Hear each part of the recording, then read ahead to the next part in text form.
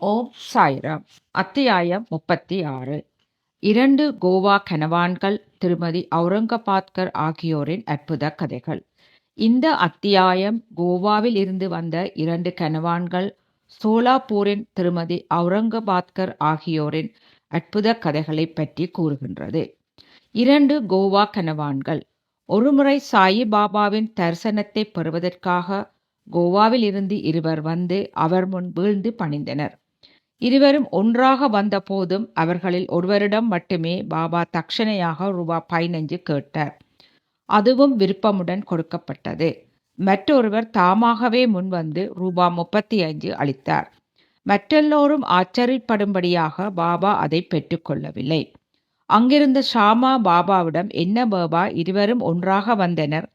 ஒருவரின் தட்சணையை நீங்கள் கேட்டு பெறுகிறீர்கள், மற்றொன்றை தாமாகவே அளித்த போதும் ஏற்றுக்கொள்ள மறுத்துவிட்டீர்கள்.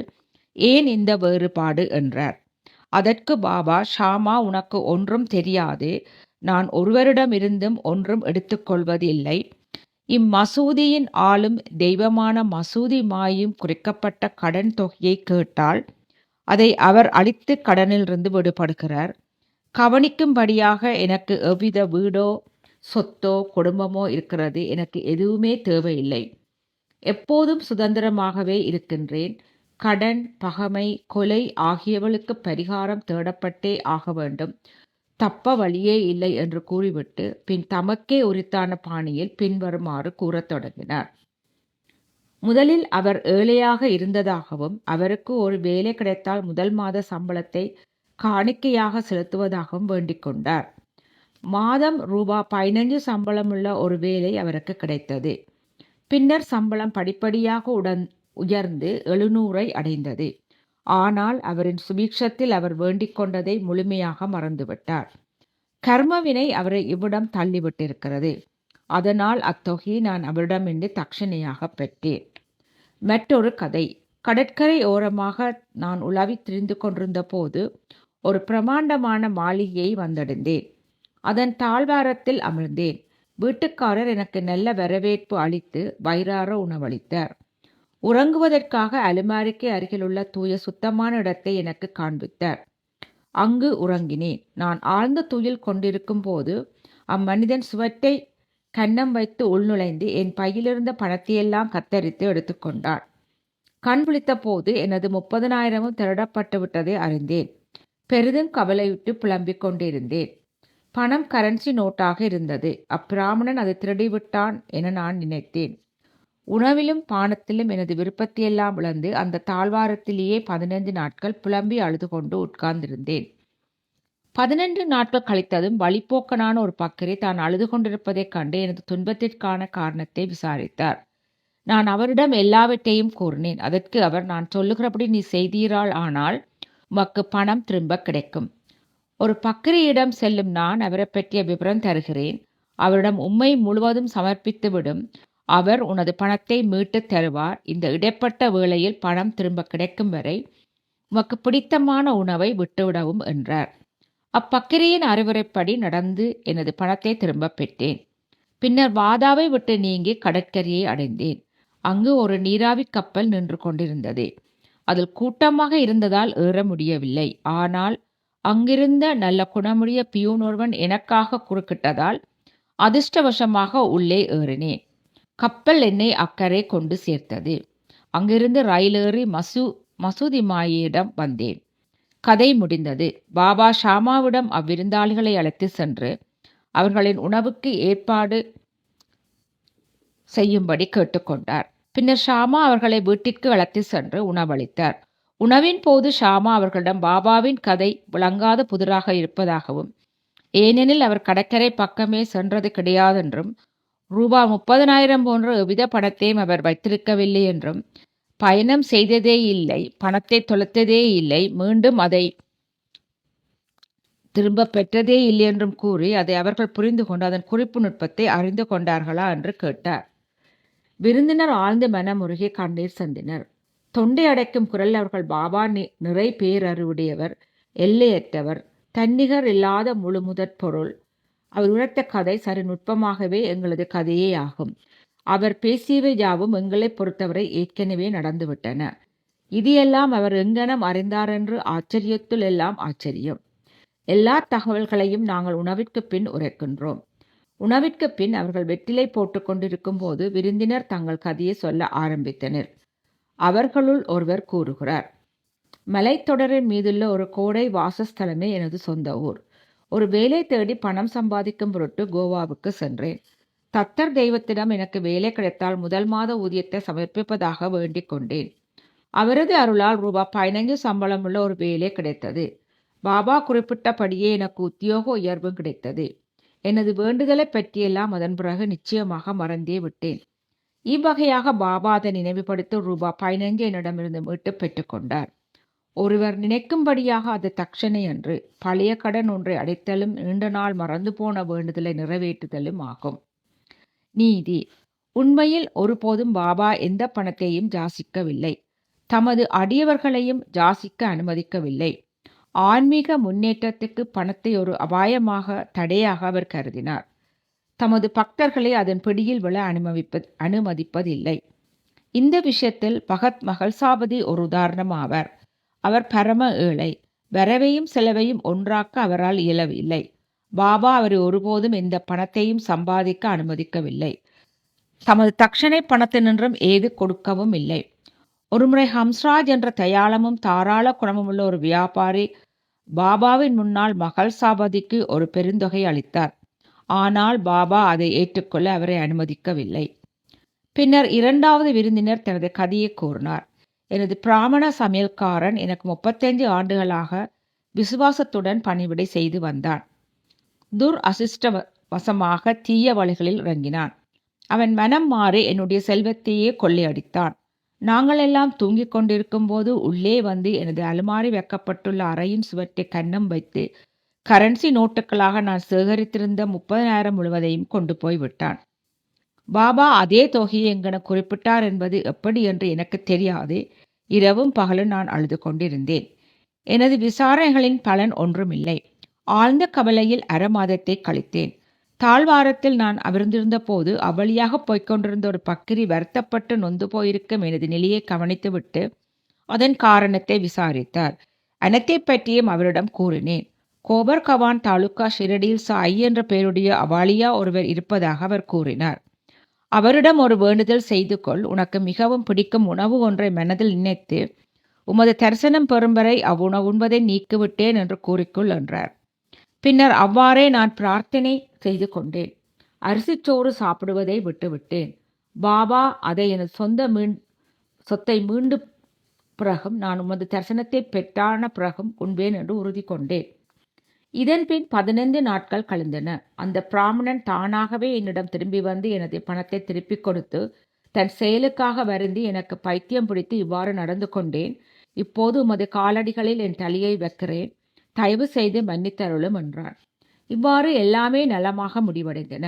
என்னை சந்தித்து எனக்கு உதவிய பக்கரி மீண்டும் காணப்படவில்லை. அப்பக்கரி எனக்கு கூறிய சாயிபாபாவை காண வேண்டும் என்று ஒரு தீவிர ஆர்வம் என்னுள் எழுந்தது. எனது வீடு வரை அந்த பக்கரி சாயிபாபாவை தவிர வேறொரு யாரும் இல்லை என்று நான் நினைத்தேன். என்னை காண வந்த எனது தொலைந்து போன பணத்தை மீண்டும் பெற்று தருவதற்காக எனக்கு உதவி புரிந்த அவரா 35 ரூபாய் பெறுவதற்காக ஆர்வமாயிருப்பார்? மாறாக எங்களிடமிருந்து எதையும் எதிர்பார்க்க கொண்டிராது எங்களை ஆன்மீக முன்னேற்ற பாதையில் அழைத்து செல்வதில் அவர் தம்மாலான முழு முயற்சியை எப்போதும் செய்கிறார். திருடப்பட்ட எனது சொத்து மீண்டும் கிடைத்தவுடன் நான் பெருமகிழ்வுற்றேன். அந்த மயக்கத்தில் எனது வேண்டுதலை எல்லாம் மறந்துவிட்டேன். பின்னர் நான் கொலாப்பாவில் இருந்தபோது ஒரு நாள் இரவில் கனவில் சாயிபாபாவை கண்டேன். இது நான் ஷீரடிக்கு வருகிறேன் என்று எடுத்திருந்த பிரார்த்தனையை எனக்கு நினைவூட்டியது. அதனால் கோவாவுக்கு சென்று அங்கிருந்து கப்பலில் பம்பாய் வழியாக ஷீரடி செல்ல விரும்பினேன். ஆனால் துறைமுகத்திற்கு வந்தபோது அக்கப்பல் ஏற்கனவே கூட்டமாய் இருப்பதையும் இடமில்லாததையும் அறிந்தேன். கப்பல் தளபதி என்னை அனுமதிக்கவில்லை. நல்ல குணமுடைய எனக்கு பழக்கமில்லாத ஒரு பியூன் குறுக்கிட்டதால் எனக்கு கப்பலில் இடம் அனுமதிக்கப்பட்டு பம்பாய் வந்து சேர்ந்தேன். பின்னர் ரயில் மூலமாக இவ்விடம் வந்தேன். பாபா எவ்விடத்தும் வியாபித்து இருப்பவர் என்றும் எல்லாம் அறிந்தவர் என்றும் நான் நிச்சயமாக நம்புகின்றேன். நாங்கள் யார்? எங்கள் வீடு எங்கே இருக்கிறது? பாபா எங்களது பணத்தை மீட்டு கொடுத்தது, தாமே எங்களை அவரிடம் ஈர்த்து இழுத்ததான எங்களது நல்ல அதிர்ஷ்டம்தான் எவ்வளவு பெரியது. சீரடியைச் சேர்ந்த மக்களாகிய நீங்கள் நிச்சயமாக எங்களைக் காட்டிலும் எல்லையற்ற அளவு மேலானவர்களாகவும் மிகுந்த அதிர்ஷ்டம் வாய்ந்தவர்களாகவும் இருக்கிறீர்கள்.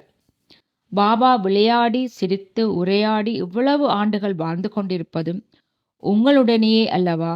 உங்களுடைய பூர்வ புண்ணிய பலன் அளவிற்கு இடக்கரியதாக இருக்க வேண்டும். ஏனெனில் அதுவே பாபாவை ஷீரடி இழுத்து விட்டிருக்கிறது. சாயே எங்கள் தத்தர், அவரே வேண்டுதலுக்கு கட்டளையிட்டார். கப்பலில் ஓரிடமும் அளித்து என்னை இவ்விடம் சேர்ப்பித்தார். இவ்விதமாக அவரது எங்கும் நிறை பேரறிவிற்கும் எல்லாம் வல்ல பேராற்றலுக்கும் நிரூபணத்தை அளித்தார். திருமதி அவுரங்கபாத்கர். சோலாப்பூரை சேர்ந்த சகாராம் அவுரங்கபாத்கர் என்பாரின் மனைவி 27 ஆண்டு காலமாக குழந்தையே இல்லை. கணக்கற்ற பிரார்த்தனைகளை அவள் கடவுள்களிடமும் அம்மன்களிடமும் செய்து கொண்டாள். ஆனால் வெற்றி பெறவில்லை. பின்னர் அவள் பெருமளவு நம்பிக்கை இழந்தவளாக ஆனாள்.